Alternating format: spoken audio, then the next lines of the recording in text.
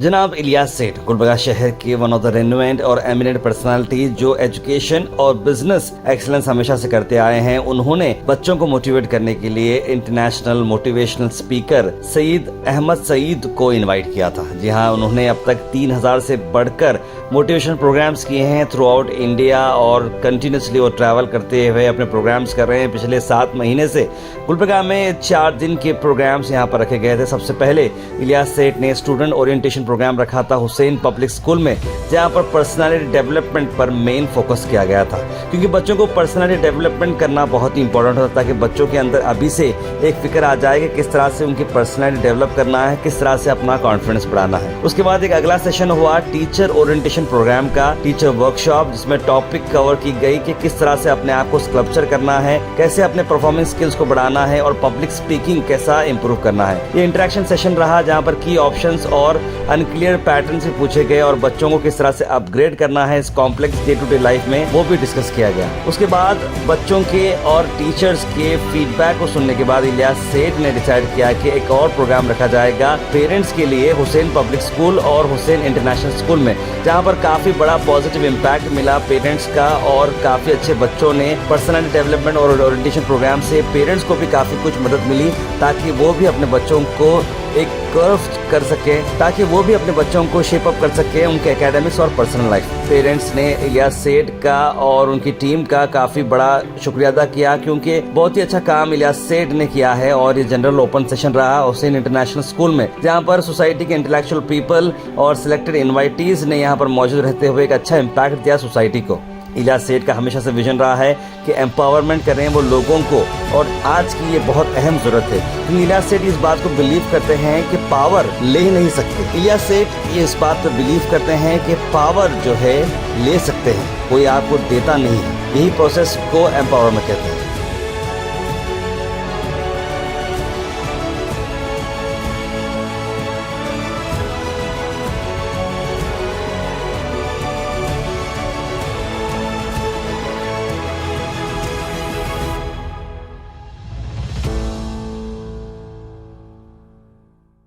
और इस अदारे के रूए रवां हमारे दोस्त इलियास साहब का, तमाम ट्रस्टियान का, इस सोसाइटी के प्रेसिडेंट का, चेयरमैन का, तमाम अहदेदारों का, खासकर टीचर्स का मैं मशहूर हूँ जिनकी बदौलत आज ये महफिल सजी है। सबसे इम्पोर्टेंट बात यह है कि I regards teachers as the most important member of the society. Hence, I feel immense pleasure to address you today because I have always had a great respect for the teachers right from my childhood. आज मैं जो आपके सामने रुका हूँ सिर्फ teacher की वजह है। यकीन जानिए मुझे बहुत खुशी होती है जब टीचर के साथ हम इंटरेक्शन करते हैं। यहाँ पार्टिसिपेंट की अपनी मर्जी चाहिए, इन्वॉल्वमेंट चाहिए, और जब तक इन्वॉल्वमेंट नहीं होता कोई भी चीज़ अधूरी है, पूरी नहीं हो सकती। याद रखिए, लेक्चर से, वर्कशॉप से, बोलने से, अगर बोलने से दुनिया बदलती तो दुनिया के नशे कुछ और होते। जो बोलने वाला होता है तो सुनने वाले में जब तक प्यास ना हो, लर्निंग प्रोसेस रुका हुआ है, सुनना, देखना। तो उस माँ के नाम, उस बाप के नाम, मेरे बच्चों, जब तुम हमको बुढ़ापे के हाल में देखो, मेरे बच्चों, जब तुम हमको बुढ़ापे के हाल में देखो, उखड़ी उखड़ी चाल में देखो, मुश्किल माह साल में देखो, सब्र का दामन थामे रखना, कड़वा है ये घूंट लेकिन चखना, उफ न कहना, गुस्से का इजहार न करना, मेरे दिल पर भार न करना, हाथ मेरे कर कमजोरी से कांप उठे और खाना मुझ पर गिर जाए तो मुझको नफरत से मत तकना, लहजे को बेजार न करना। सबसे इम्पोर्टेंट बात वो आपसे शेयर करना चाहता हूँ, लड़कियां पढ़ रही हैं, बहुत अच्छी बात है। अब लड़कियां पढ़ रही हैं, क्यों पढ़ रही हैं? उनकी तरबियत अच्छी हो रही है। 10 मिनट भी लेट आई तो कान खड़े हो जाते। बेचैनी होती, इधर फोन कर उधर फोन कर, क्या हुआ गाड़ी क्यों नहीं आई? बेटा 2 घंटे लेट आता, काम की क्यों नहीं रखता? अब तो नहीं गया ना, कभी भी आ रहा कभी भी जा रहा। बेटी पढ़ाओ ठीक है, अरे बेटा बचाओ, बेटी को बचाओ, बेटी को भी बचाओ। आज बेटियों से ज्यादा बेटी पढ़ाओ, बल्कि बेटी बचाओ और बेटा पढ़ाओ। बेटे को पढ़ाने की जरूरत है, वो पराया देने निकल जाएगी। हवा के रुख पे रहने दो, ये चलना सीख जाएगा। ये बच्चा लड़खड़ाएगा तो चलना सीख जाएगा। तो इन बच्चों के साथ जब आप शुरुआत करते हैं इस तरह का, बहुत सारी चीजें आपको समझ में आती हैं। 19 साल तक या 17 साल तक ये सिलसिला चलना चाहिए। बाद में एक आदत बन जाती है, आदत बन जाती है। आदत बनना मतलब क्या? जिस दिन नहीं बैठेंगे उस दिन कुछ तो खला लगेगा।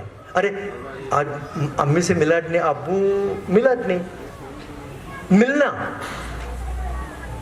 और आप उसका बचपन का हक अदा कर रहे हैं, वो उसका राइट है, चिल्ड्रन राइट्स में शुमार होता है। सिर्फ मिलना, कुर्बत, इसको बोलते हैं कुर्बत, आई कांटेक्ट। जब आप उसके बचपन का हक अदा करेंगे, वो तो बचपना है, बुढ़ापा भी एक बचपना है। हमने उसके बचपन का एहतमाम किया था, वो हमारे बुढ़ापे का एहतमाम करेगा। हमारे पास 3 बार 2 बार रोज मिलेगा साहब। बोलने से दुनिया बदलती तो दुनिया का नक्शा ही कुछ और होता, लेकिन सुनने वाला है तो दुनिया बदलती है। इसीलिए अल्लाह ताला बोलता है कि तुम सुनते नहीं, क्या तुम देखते नहीं? प्यास चाहिए सुनने की। ये बीज बोए जाते हैं, दुनिया बदलती है। ये जो फैली हुई नफरतें हैं, हमारी तो गुजर गई गुजरान, क्या झोपड़ी क्या मैदान, लेकिन उनको भुगतना है। उनको ये तरबियत दीजिए, वो मजबूत बने, सेहतमंद बने, अपने दिफा के लायक बने। मॉब लिंचिंग रहा तो कम से कम दिफा तो करे, भागने तो आए कम से कम। ये पेप्सी और बर्गर खाने वाले भागेंगे, गुटखा खाने वाले भागेंगे, ये सिगरेट पीने वाले भागेंगे, कुत्ते की मौत मरेंगे, माफ करना है। तो अपने औलाद को मजबूत बनाइए, नफरतों को कम करने के लिए अपने हिस्से का चिराग जलाने वाला बनाइए, बर्दाश्त करने वाला बनाइए। उम्मीद ऐसी हो जो जीने को मजबूर करे, राह ऐसी हो जो चलने को मजबूर करे। इस निगेटिविटी से आप बनाएंगे। और ये फार्मूला अब 3 बार जब बच्चों से डिस्कस करेंगे, मैं यकीन के साथ कह सकता हूं इस हथियार, खतरनाक हथियार का इस्तेमाल सही होगा। बच्चे को एक टाइम टेबल बनाइए, मोबाइल कब देखना है ये भी बताइए। जब आप 3 बार मिलेंगे, वो डिस्कस में ये भी बता सकते हैं कि इसमें गुमराह कैसे हो सकता है। ये कैमरे में पूरी दुनिया देख रहे हैं हम, लेकिन वो खालिक मालिक हम क्या देख रहे हैं कोने में, उसको पता चलता है। अपनी बेटी को बंद कमरे में, बेटे को बंद कमरे में मोबाइल मत दीजिए। लफ्ज़ों में मैं इलियास साहब का अगर शुक्रिया अदा करूं तो कम होगा, उसके कोई अल्फाज नहीं है। आज मैं परसों से इस गुलबर्गा शहर में मखसूस अदारे में कि हफ्ते की लिमिटेड था। आज इलियास साहब की बहुत दिन से तड़प हुई, जब भी मिलते थे तुम्हारा कुछ करना है, तुमको कुछ ऐसा करेंगे हम यार। लोग अभी बार बार फोन कर रहे थे कि भाई वक्त पे आओ, लोग आ रहे हैं नहीं आ रहे पता नहीं, आप कोशिश करेंगे। आज दिन भर वो एक दर्द होता है सब, अपना कारोबार छोड़कर, अपना बिजनेस छोड़कर, ये दर्द है, ये शो ऑफ नहीं है। शो ऑफ के तरीके अलग होते हैं। मैं तो बोलता हूँ तो सियासत से कहीं उनका कद ऊंचा है या खिदमतगार के तौर पर। सामाजिक खिदमतगार वो नंबर 1 है, और वो खिदमतगार बनेंगे तो सियासी लोगों को भी उंगली पे नचाएंगे। हर आदमी दस्तक देगा दरवाजे पे। कौम को आपकी ज़रूरत है आप जैसे लोगों की, क्योंकि मैं गांव-गांव फिरता हूँ, मैं देखा हूँ आज भी बहुत प्यारे लोग हैं, बहुत अच्छे लोग हैं। हमें नाउम्मीद नहीं होना है, हमको अपने हिस्से का काम करना है। बहुत अच्छी बातें सईद साहब ने कही है। मेरे सामने बहुत छोटे हैं, इसमें कोई शक नहीं, हमको देखा है और उन्होंने सब बता दिया मेरे बारे में, और कोई बताने की जरूरत नहीं कि 45 साल हो रहे हैं। मैं भी जो मिशन को लेकर निकला था, मुसलमानों के जो बुनियादी मसाइल दस्तूर के दिए हुए, दस्तूर हम समझते नहीं, कॉन्स्टिट्यूशन हमको मालूम नहीं है क्या है क्या नहीं है। बड़ा मुश्किल काम था, अल्लाह ने वो ले लिया। इस मुस्लिम कौम को 15 साल तो मुझे समझाने के लिए लगे, मार खाना पड़ा गली गली में, मगर जब उनके समझ में आ गए कि ये नहीं, ये जो बात कह रहा है वो अपने फायदे वाली बात कह रहा है, तो उनके समझ में आने के बाद में आज अल्लाह का फजल करम है, जिससे हिंदुस्तान के अंदर आज पूरे आपके बेंगलुरु में भी ओबीसी का जो बेनिफिट्स ले रहे हैं, डॉक्टर बन रहे हैं, इंजीनियर बन रहे हैं, पॉलिटिक्स में उसका फायदा ले रहे हैं, और बहुत जगह हर जगह से हर तरीके से हमको फायदा मिल रहा है। अल्लाह ने वो काम ले लिया, जैसे उन्होंने कहा मैं 76 में चल रहा हूँ, अभी 76 साल की मेरी उम्र है और कंटिन्यू दौड़ते रहता हूँ मैं, पूरे हिंदुस्तान में दौड़ते रहता हूँ। हमारे जनाब इज्जत शहंशाह जज्बात दिलीप कुमार, जब उन्होंने हमको सुना समझा तो वो हमारे लिए इतने पागल हो गए थे कि हमारे साथ जहाँ चाहते थे वो हमारे साथ आते थे। इलियास भाई उसके गवाह हैं कि बहुत साथ ऐसी एक गार्डन में उनको बुलाया था हमने, बैठे थे घंटा भर कम से कम इलियास भाई के साथ, दिलीप कुमार साहब बैठे, खाना खाए, बातें की उनसे बहुत सारी। सांगली के अंदर प्रोग्राम में था, ये भी आए थे। खैर अल्लाह ने वो काम ले लिया है और यहाँ भी हमने बहुत कोशिश की। इलियास भाई ने उस वक्त गुत्तेदार बोल करके यहाँ मिनिस्टर हुआ करते थे और बड़ा बिरादरी का एक ही बिरादरी है जो यहाँ इंक्लूड नहीं है और उसके लिए कोशिश की गई थी। इंशाअल्लाह ताला अभी भी हम नर्वस नहीं है, हो जाएगा। मैंने आज ही उनसे कहा कि आने वाले दिनों में इंशाअल्लाह ताला सेंट्रल में तो है मगर यहाँ भी हो सकता है। पूरा हमारे महाराष्ट्र में तो ये बिरादरी ने बहुत बढ़ चढ़ कर हिस्सा लिया। बहुत करीब आप शोलापुर जाएंगे तो आपको पता चल जाएगा कि बागवान बिरादरी में इसके कितने फायदे। मेरा नाम सैयद सईद अहमद है। एज ए मोटिवेशनल स्पीकर मैं पिछले सिंस लास्ट 20 ईयर से इस फील्ड में हूँ और गुलबर्गा शहर में ख़ासकर मैं 2008 या 9 से आना जाना रहा है। आज हुसैन पब्लिक स्कूल में हमारे मोहसिन और इस अदारे के रूई रवां मशहूर समाजी कारकुन इलियास साहब की दावत पे मैं गुलबर्गा आया हूँ और इससे कई बार मैं आ चुका हूँ। हमने बच्चों के साथ बात की, पेरेंट्स के साथ बात की और आज टीचर के साथ हम वर्कशॉप ले रहे हैं। आज के इस दौर में जहाँ पर बहुत ही ज़्यादा टेंस भरी एजुकेशन को लेकर एक टेंशन होता है, उसको कैसे रिलीव करें, खुद का विकास कैसे करें, ये वक्त की ज़रूरत है।